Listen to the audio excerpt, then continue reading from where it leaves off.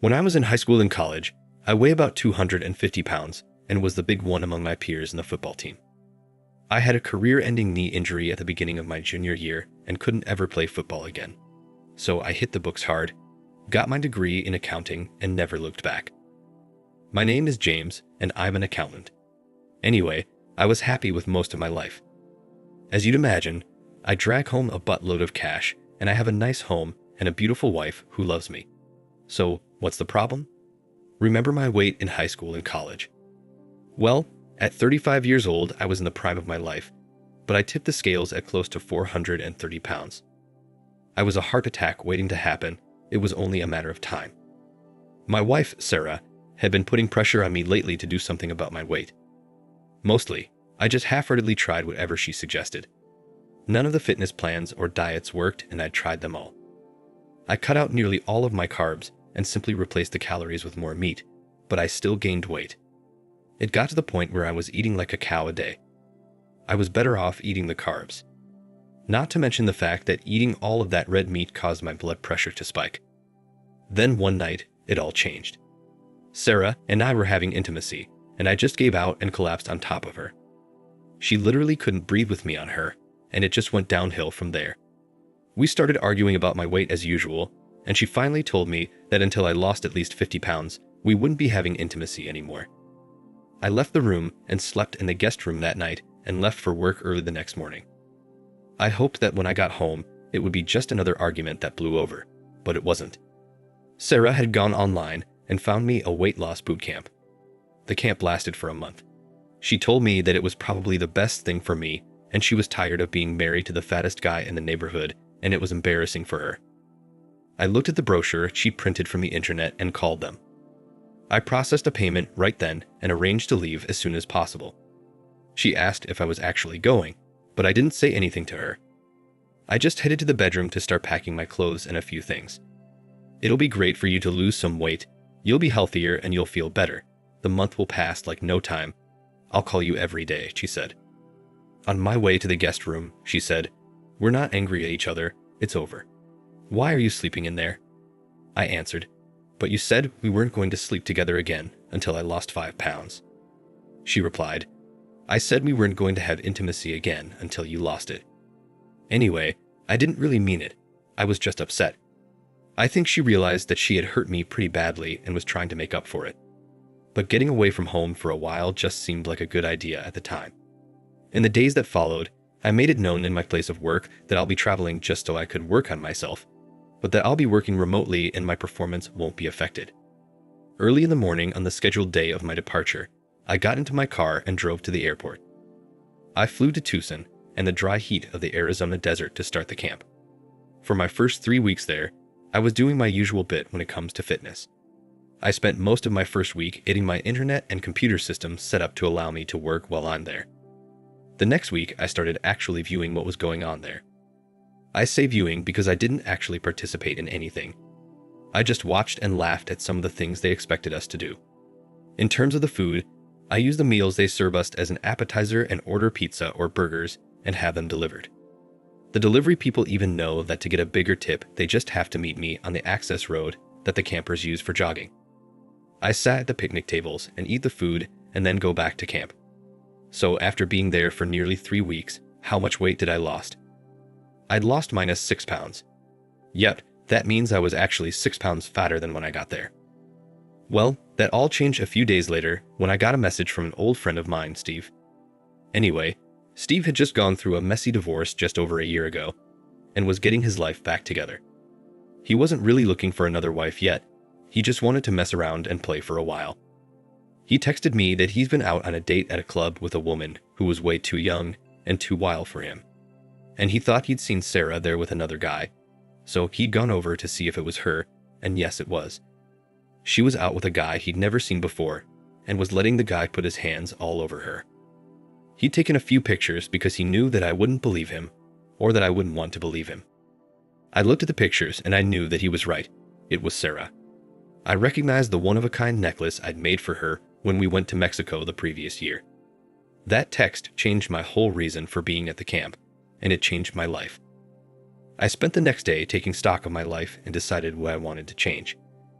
I was a really nice guy and I have, like I said, a great life, but there were a couple of things that would need to be changed. The most important one was that I really did have to do something about my weight and self-image.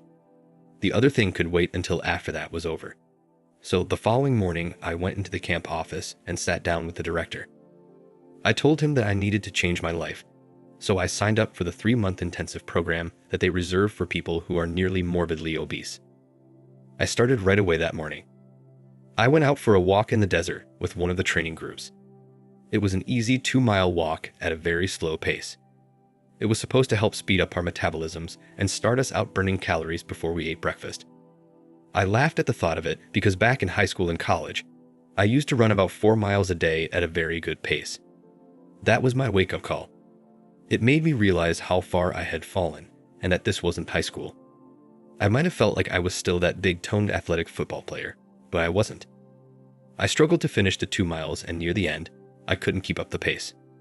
There were a couple of 50-year-old ladies urging me on and telling me I was doing great as they passed me with a half-mile to go. When I got back to camp, I was bathed in sweat and had trouble walking. My knee, the one I'd injured playing football, actually hurt. As I entered the cafeteria, a lot of the people I'd befriended at the camp called me over. They were mostly shocked to see me all sweaty. They were also as big a bunch of scam artists as I was. I went and sat at a small table in the back, alone. If I was going to do what I now had my mind set on, I didn't need any negative influences. For breakfast, I had a half a glass of orange juice, a piece of toast, a half a cup of fresh fruit, and 2 slices of low-fat turkey bacon. I was still starving when I finished, but I had truly decided to change. After breakfast, we had an hour to do as we pleased before our first workshop. I used my hour to contact a private investigator to get me the info I needed on Sarah. It wasn't something I relished or looked forward to, but it was just something I had to do. I needed to know how far she'd gone with that guy and whether or not there were others. I loved Sarah, and upon reflection, I guess I could understand what she was going through. Depending on how far she went with this guy, there was a chance that maybe we could get past this. As I went to the workshop, this time I actually listened to the speakers they'd lined up for us. I heard stories from former campers who'd lost a great deal of weight and had successfully kept it off. In some cases, they'd made great changes in their lives, and most claimed it was all because after years of struggling with their weight, they'd found one thing or one person or one incident that gave them the focus and the reason to change. I realized that finding out that the woman I loved more than anything was cheating on me had been my motivating incident, but that I wasn't changing for her, I was changing for myself. I'd always had women through high school and college, and since then I had Sarah, so I really didn't need to look at myself. But the thought of losing her made me realize that I needed to change some things about myself. Almost as soon as I got out of the workshop, my phone rang. It was Sarah making her daily call. I hadn't spoken to her for the previous 2 days since I'd spoken to Steve because I had been too hurt to even speak to her. "Hi, honey. Where have you been that you haven't answered the phone? I've missed you so much," she said. I told her I've been trying to both work from this place and lose some weight at the same time, so it's been tough. "Well, don't worry. You'll be home in 2 days, and it'll be over," she said. I responded, "No, Sarah, I haven't lost 50 pounds, so I'm not coming home yet." She answered, "James, that was just an arbitrary number I threw out there when I was pissed. I miss you. I want you to come home. I don't care if you only lost 2 pounds. I've got what I wanted, and you are seriously trying. If you really want to lose weight, now that you're serious about it, you can lose weight at home just as easily." I answered, "No, Sarah, a deal is a deal. I won't be home until I've lost at least 50 pounds, maybe more." In my mind, I'd keyed on her words that she'd gotten what she wanted. She probably should have said who she wanted. She continued, "Don't be so stubborn. You can lose weight at home. Besides, I've been thinking about some things and I really want you to come home." I finally said, "Sarah, my mind is made up. And it's really difficult for me to work and lose weight at the same time without totally immersing myself in the lifestyle here. So we'll have to call less frequently until I'm done. I'm doing this for both of us. I don't want you to have to be embarrassed by me anymore. I see now how awful it was for you all of this time being followed around by some disgusting fat slob just because he loved you." She responded, "I never should have said that. I was just angry."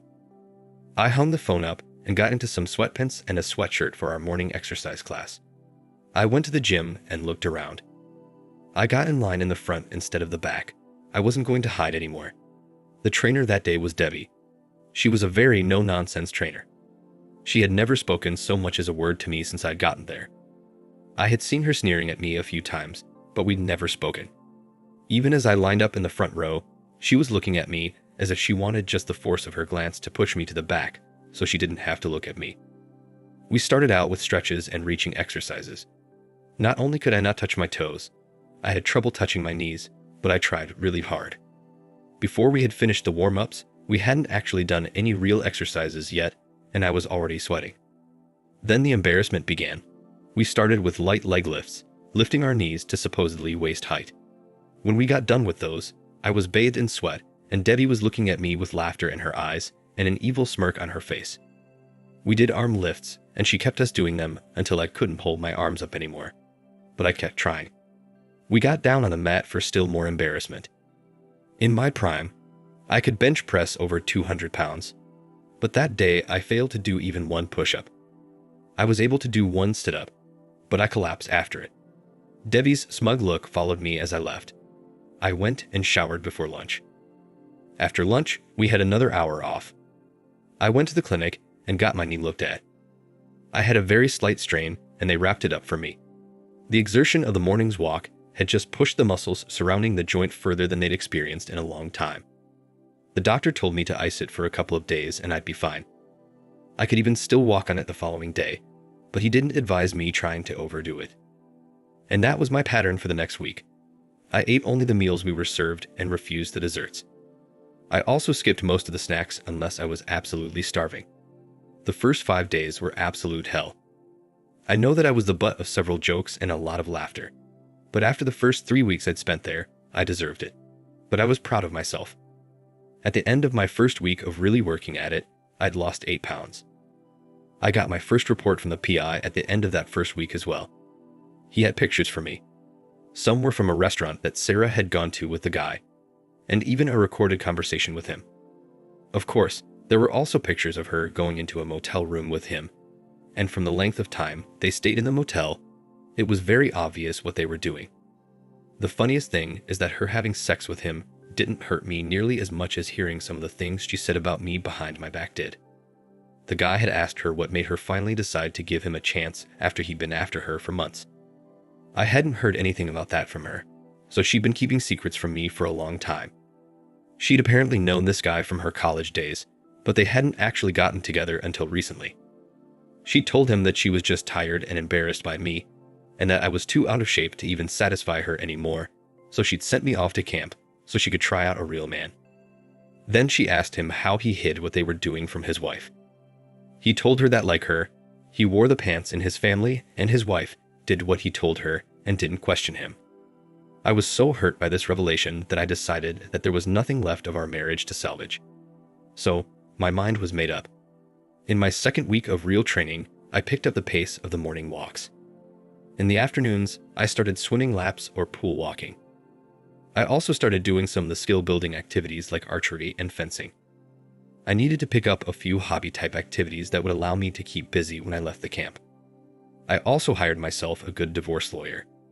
I explained what was going on and how I discovered it and arranged for him to get reports from the PI as well so he'd be up on any and all developments. I asked him to get the papers ready to be served even though I still didn't have an end date in sight yet. By the end of my first month of real training, I was a new man, or I was closer to being the man I'd been. I'd lost almost 40 pounds, and I felt better than I'd felt in years. My routine was different as well. I usually got up earlier and jogged 3 miles instead of the morning walk. I always did Debbie's exercise class, but now it seemed like she no longer looked down on me and had actually begun to smile and greet me in the mornings. The biggest shock came one morning when I completed my 10th push-up out of a set of 15 that we tried for and found a sudden weight on my back. I pushed as hard as I could and got another push-up in. I looked up to see Debbie pushing down on my back to add resistance. I was able to handle most of my work responsibilities from the camp as well. I had also made a list of friends and associates, and during my daily meditation sessions, instead of meditating on motivating myself to lose weight, I examined my relationship with most of the people I knew. I realized that for a long time, A lot of them hadn't been actually laughing with me about my weight. They'd been laughing at me. By the 6-week point, my weight had actually hit a plateau. The weight was still coming off, but at a much slower pace. I had lost just over 60 pounds, but I was no longer able to maintain the roughly 1 to 1.5 pounds per day that I had previously averaged. I remembered back in school, my coach would have us do 2 a day if we came into preseason workouts out of shape, so I added a second longer run to my daily schedule. This run was more challenging, and although my knee and my age would never again let me run as I had in college, I enjoyed it and I started to run a little further each day. Sometimes when I got back, if I still had the energy for it, I'd go to the gym and lift weights. There again, I was taking it easy and counting on my memory of what I'd done when I was younger to get me through it. When I first started, it was embarrassing. After years of telling people about my 200+ pounds bench presses, I struggled to bench 100 pounds. Another thing that was a shock to me was that as I made progress, it wasn't consistent. I got my bench up to 100 pounds and then couldn't lift it again for over a week. My legs were also very weak. The knee injury simply wouldn't let me do squats or a lot of the other heavy leg exercises. The same thing happened with a lot of the exercises for my back. Anything I had to do in a standing position was limited by the weakness of my knee joint. But I got better slowly. The pain in my heart just didn't seem to be going away though. One night, I was trying to put up 170 pounds, and the first rep went up pretty easily. I struggled with the second rep. Common sense should have told me not to try a third, but in my emotional state, common sense was not my strong point. On the way back up, the bar got much heavier, and I just couldn't push it up. I pushed with all of my might and was trying to think of a way to wriggle out from under the bar when I felt someone grab it and start pulling it back up. Together, we managed to get the bar back on its stands. "Well, that was intelligent, James," said Debbie. "You barely made the second rep, so what made you think you could get another one in? Did you know that it is against camp policy to be in the weight room alone? Do you understand why now?" I said, "I'm sorry, Debbie, it won't happen again, and thank you for saving me. I know it's just another thing for you to laugh at, so enjoy telling everyone how you had to help the fat Slav again." I left after that. If Debbie had any further scolding or complaints, she held them, and just let me walk away. The next day after breakfast, I started looking into some of the workout rooms to see if there was another exercise group I could join. There was a yoga class and a Pilates group that I'd never tried, but I decided to try the step aerobics class. It looked like it might be fun, and there were a lot of women in the class and very few men. I was just about to go in when I heard a voice behind me. "I'll be really hurt if you go in there, James." I turned and saw Debbie standing behind me. She was dressed for class as usual and staring intently at me. "For today, why don't you come to my class like you always have? Then I'd like to talk to you after class. Tomorrow you can do whatever you like, okay?" She held out her tiny hand, and I nodded my head and took it. We went back to her workout room and did her class. "Take a shower and meet me back here, please," she told me. A half hour later, I was standing in front of the workout room waiting for Debbie to return. I didn't know what was going on with her. She probably wanted to give me another chewing out about the dangers of working out alone, and how it violated the camp's safety rules and could lead to a person being expelled from the camp. She was probably going to tell me that it was her duty to report me to the camp director. Whatever it was, there was no way it could make me feel any worse than the news I'd already gotten that morning. I'd heard from my PI that Sarah had brought that guy she'd been seeing back to my home the previous night, and he'd spent the night.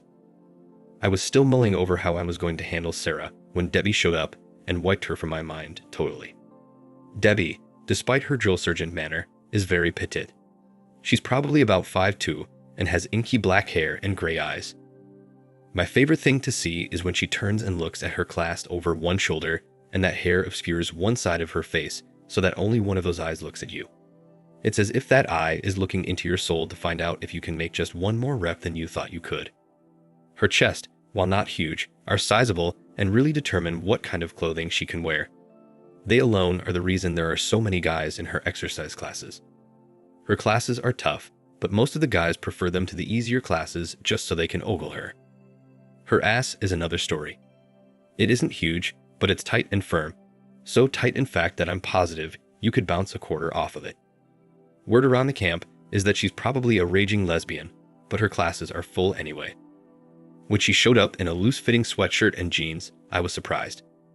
I'd never before seen her with these kind of clothes on. She had her hair pinned up on top of her head and huge sunglasses on.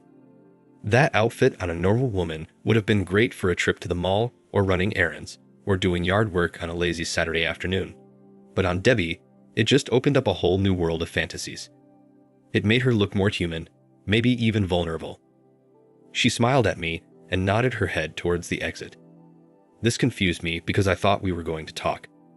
She began, "Relax, James, you're not in trouble and you won't be in trouble. I just wanted us to talk, and usually when I want to think, I get in my Jeep and drive out into the desert. It clears my head and just makes everything better. By the time I get back, I've either solved my problem or it just doesn't seem as bad as it was before I left. Maybe it's just stress relief. Maybe it just lets me put things into their proper perspective. But it seems to work somehow. And James, whether you know it or not, you've become a problem for me." My heart sank at the words. This was just great. I'd become a problem for her. Shit, I had enough problems of my own without worrying about some other woman hating me.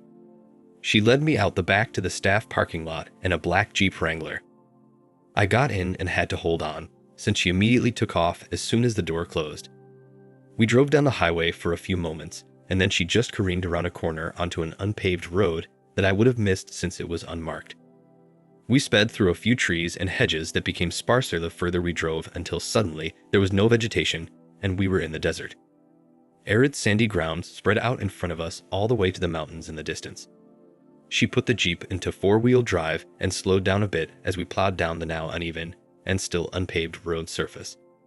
She seemed to know where she was going, so I just held on. Finally, we got to the edge of a medium-sized canyon and she pulled up the parking brake and got out and wandered over. She looked out and seemed to relax, as if gathering herself. Then she turned to me and gave me the high beams. "James, what the hell is going on with you? When you first got here, you were just another fat, spoiled rich boy who didn't take the place seriously, so I didn't take you seriously. You had your little conference calls, your late-night pizza runs, and you hung out with all the rest of the class clowns.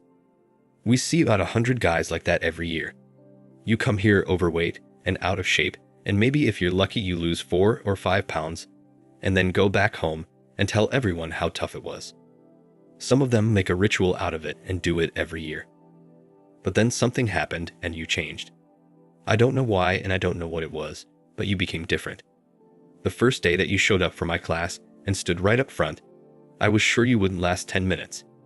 In fact, I tried to get rid of you, but you gave it everything you had. You left there dripping with sweat, and I was sure this change wouldn't last, but I was intrigued. Over the past few weeks, I've watched you undergo an incredible transformation. You've not only lost an incredible amount of weight, you've gotten yourself into very good shape. You're to the point now where you're barely overweight at all. You don't even look like the man that came here." This was something I'd never expected. It seemed to be some kind of backhanded compliment, and coming from Debbie, it was shocking. She continued, "You probably don't know this, but when the changes started to happen, I changed as well. I went from being sure you wouldn't last to being your biggest cheerleader. I watched as you started your nighttime desert runs. I also watched as you started lifting weights at night as well. That's why I was there the other night when you overdid it. Most people who've lost half of the weight you have, even when they haven't gotten into nearly the shape you're in now, find themselves fulfilled and happy. They're more confident they've done a great thing, and they're proud of themselves. In the ceremony we're having next month before the camp closes for the season, you're going to get several awards, but don't tell anyone I told you that. But you don't seem happy at all. It's almost backwards with you. Most people come here sad and depressed because they're overweight and people make fun of them or whatever. They lose some weight, they get happy, and they go home more confident. You were happy when you got here, maybe a little angry, but you were confident and secure. You worked your ass off and made more progress than anyone I can remember. You look great, but you're so much sadder and more withdrawn now that it makes me sad as well. You used to sit in the back and laugh with those clowns and you were happy.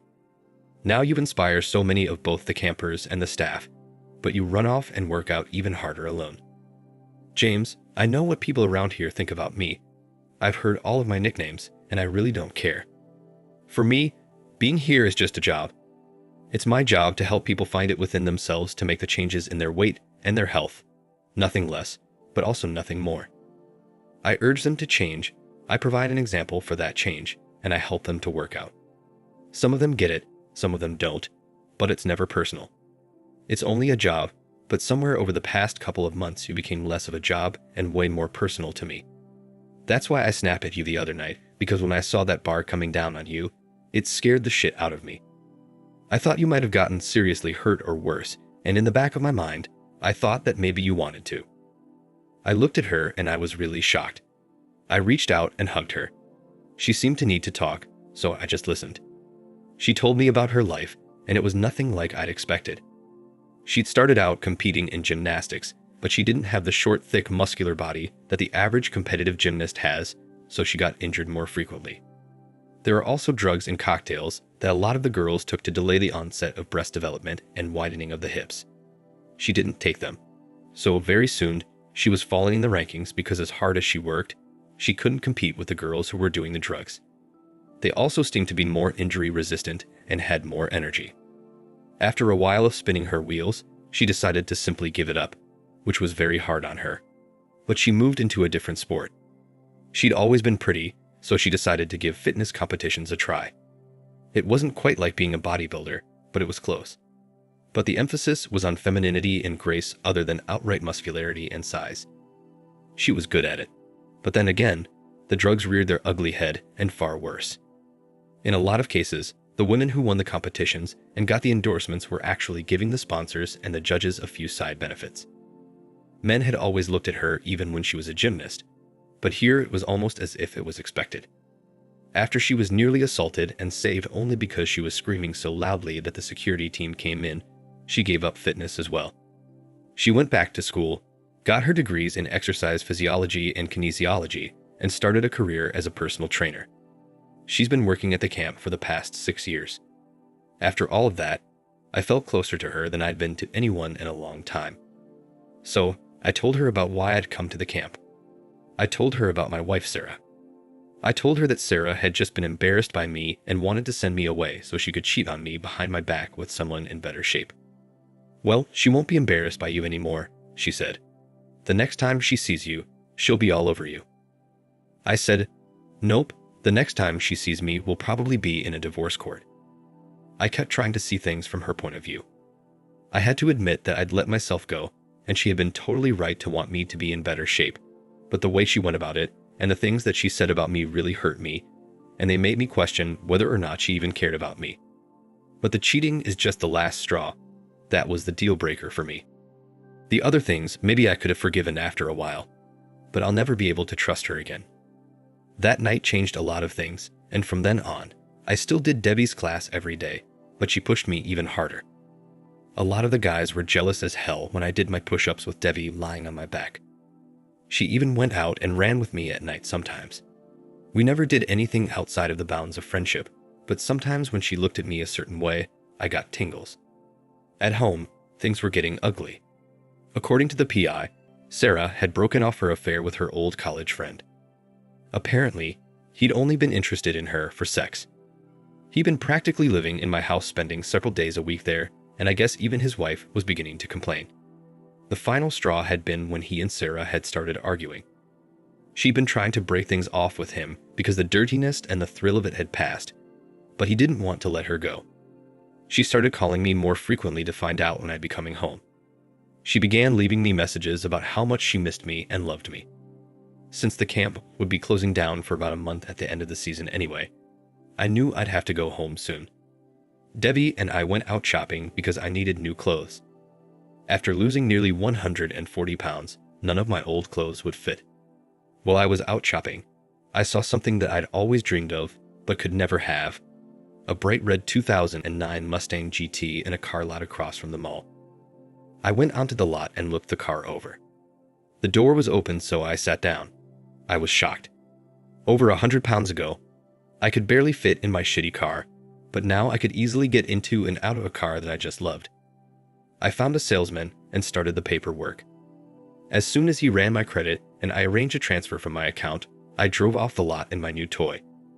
Debbie followed me back to camp in her Jeep. I made a few phone calls to my PI and my lawyer, informing them about the upcoming ceremony and to make sure the papers were ready and to get them delivered to me at the camp by a messenger. I called Sarah and told her that the camp would be ending on the weekend, and they were having a ceremony for the families and friends of the campers. She told me she'd be there, and she sounded excited about seeing me again. I told her not to get too excited, that this may not be a happy occasion for her. She responded, "James, over the past few months, I've realized that looks aren't everything. It's far more important to be with someone who loves you and supports you no matter what they weigh or how they look. So even if you've only lost 1 fucking pound, it's time for you to come home so we can move on with our lives. I love you and I miss you. I've had a lot of time to myself to figure out what I really want and what I really need in my life. I miss my big strong teddy bear of a husband." With that, we ended the conversation. She had no clue I was aware of her infidelity, so she kept acting like all was normal between us, and I didn't say anything either. Over the next few days, I did several more significant things to alter my life and my job. Some of the things I did, I kept secret even from Debbie. Debbie was an entirely different story. She seemed to get needier and clingier as the ceremony approached. The night before the ceremony, we had dinner so I could thank her for all of the help and inspiration she had provided. She actually held my hand for a while as we talked. She started, "So I guess our time is over. Soon your wife will be at the ceremony, and you can go back to Ohio and either put her in her place or divorce her." The only thing I could say was, "Yes." I guess I missed the sadness in her tone because my mind was on other things. We drove back to camp in silence. There were a lot of things that were unsaid between her and me. After a short while, she broke the silence. "I know that you've been far too honorable a man to even think about starting up some kind of a relationship while you were still married. But is there any chance that you've made up your mind about whether or not you're going to take her back? I guess what I'm asking about is the possibility that someone might just send me a plane ticket to Ohio sometime soon."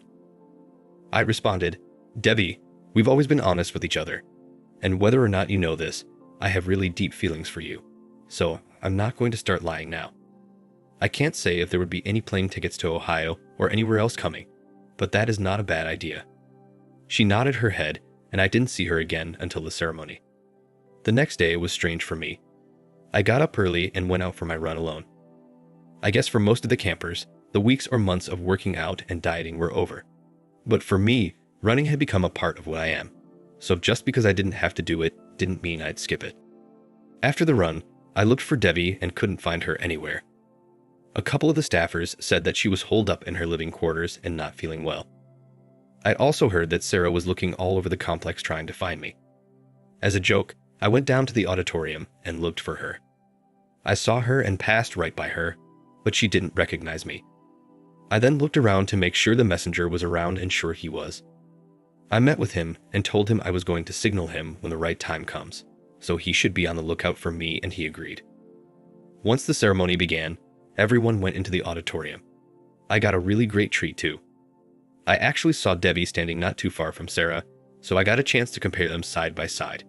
It was like comparing apples to oranges though. Sarah has short blonde hair and a tall, thin body. She isn't nearly as fit as Debbie, but she's thin and pretty. Debbie, on the other hand, has just heart-stopping beauty, but is shorter. Debbie was talking to someone, apparently about me, and Sarah overheard them and freaked out. She stalked away from the table and went and sat down. She saw me looking at her and I smiled at her, but she turned her head away and I laughed. She obviously thought I was just some random guy trying to flirt with her. For the past months, she'd been dating and ducking her old married college buddy, Thomas. She'd taken him to my house and ducked him in my bed, but now she was too pure to have a stranger smile at her. What a life. As the ceremony continued, every time Sarah heard my name, she turned trying to catch a glimpse of me. Finally, I was called to go up onto the stage to get my awards. I got one award for most pounds lost in a 1-month period. I got another for largest overall weight loss. And the last one I received was for most inspirational camper because I'd come in totally out of shape and had not only lost a lot of weight, but had improved my fitness and my lifestyle and provided an inspiring and motivating example for everyone around me. As I spoke and looked out over the audience, I noticed that Sarah was sitting on the edge of her seat. She was clearly agog at my appearance. She really couldn't believe it was her fat-assed husband on the stage. I was asked to say a few words, so I did. I gave some inspirational talks about my journey and the source of my inspiration. I also acknowledged Devi and asked her out on the stage so everyone could see her and so I could officially thank her. Everyone in the audience and on the stage reacted and cheered as she got up and came onto the stage to join me. If looks could kill, the glance that Sarah gave her as she walked past her would have been fatal. Debbie shook my hand as I hugged her for several pictures, and then the director had a few final words, and everyone adjourned for the dinner that followed the ceremony. A few minutes after nearly everyone had left the room, Sarah came storming towards me and Debbie. She started, "No wonder you wanted to stay up here for so freaking long. You just wanted to betray me with this woman while I waited at home for you." I said, "Sarah, at this point, Debbie and I are only friends. We have nothing going on. So before you start making a fool out of yourself, you should probably be quiet." "I'm sorry, baby," she said. "It's just that you look so good. You're so slim and so different." I was jealous. "I've been alone in that house for so long, and I've been so lonely waiting for you. I can't wait to get home and try out the new you." I asked, "So you've been alone and lonely?" In response, she nodded her head vigorously. I then asked, showing her a photo of her in a restaurant with Thomas on my phone, "So, who is this you're out with?" She responded, "Oh, he's just an old friend from college who I ran into. He's nothing." I snapped, "He's something, and he's the reason we're getting a divorce, Sarah. I know all about him. I know that you actually started up with him before I left. I know that being with him is the reason you really wanted me to come to the camp anyway. I know that you were just too embarrassed to be seen with the fat husband who loved you with all of his heart and soul, but also because you wanted to be with someone with a better body who could satisfy you. Yep, I've even got you on record saying it, so don't bother trying to lie your way out of this. I also know and have pictures of you taking him into my house. That really was our home, Sarah, and you had intimacy with him in my bed, so there's really nothing else to say here." As I turned to leave, I gestured to my lawyer's messenger, who immediately stepped up and handed her the divorce papers. She began to plead, "But James, we can talk about this. It's over. It was just a fling, just a mistake. I ended it myself because I really did miss you. I came to my senses and realized that I do love you and you love me, and we have more in common than anyone else I know. The only thing I didn't like about you was all of that fat, but it's gone now." I responded, "Well, Sarah, I guess we both came to our senses.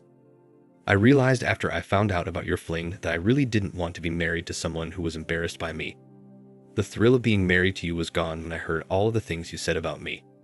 You're right about one thing, though. We do have a lot in common. You were embarrassed to be seen with a fat guy, so you sent me away. I'm embarrassed to be seen with a cheater, so get to stepping." She responded, "We can get past this. Just come home. We'll talk. We'll go through counseling. We have too much history to just throw away." I answered, "It's already settled. We live in a no-fault state, so the judge will insist on a 50-50 split of the assets. We have no kids, so we have nothing to dispute. Our home represents 70% of our net worth, and I'm leaving it to you. That means you've gotten a better settlement than the courts would give you. Just walk away, and we'll both come out ahead. At least you're better off than I am, as I'm currently homeless." She started crying. "But where will you live? Why don't you stay with me and let me make this up to you?" I replied, "You haven't cared about me since you first started your little affair, so I don't know why you care now. But I refuse to stay inside that house again with you, that's why I gave it to you. I'm starting my life all over again with someone who won't be ashamed of me. I lost over 140 pounds while I was here, but you lost a husband who would have loved you forever and a great home and the family we could have had, all because you wanted to have fun.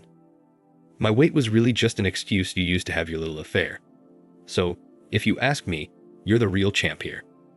After saying that, I walked away and left her standing there. The only contact I had with her after that was through our lawyers until the divorce was over. Although, I did receive a phone call from her dad, telling me how miserable she was and asking me if I'd consider coming just for a visit to clear the air. It forced me to tell him the details of our breakup and what she'd done. I told him if he needed proof, I could send him pictures, audio, and even video. Hearing that, he just told me to have a nice life, and I graciously took his advice. Sarah didn't cause any trouble during the dissolution, and it went without a hitch. Although we do keep in touch once in a while, but it's nothing serious. Debbie and I eventually acted on our feelings and we became a couple. We both have a great life, and all of my family, friends, and colleagues were shocked at the changes in my body and my life. They all love Debbie and tell me often that I did the right thing. I'm glad we found each other. Sura sold the house and moved in with her parents.